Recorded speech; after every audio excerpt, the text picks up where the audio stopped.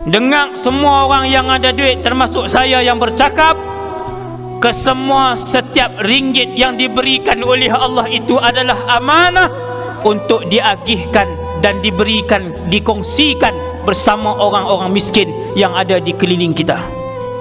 Kita ada gaji 6,000, kita ada gaji 3,000, kita ada gaji 19,000, kita ada gaji 34,000 sebulan, kita ada gaji 200,000 sebulan. Ini bukan contoh, ini betul.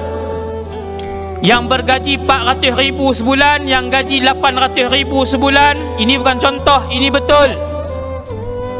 Yang bergaji 1 juta sebulan, yang berpendapatan 2 juta sebulan, ketahuilah duit itu bukan milik kamu. Allah parking di dalam poket kamu untuk melihat apakah kamu keluarkan ataupun kamu guna untuk diri kamu sahaja. Ini saya bagi tahu supaya nanti saya tidak disoal oleh Allah. Seandainya semua orang kaya mengeluarkan zakat, maka tidak akan berbaki seorang pun miskin di satu daerah itu. Ini kaedah, bukan hadis, tapi kaedah yang ulama ambil daripada hadis Nabi.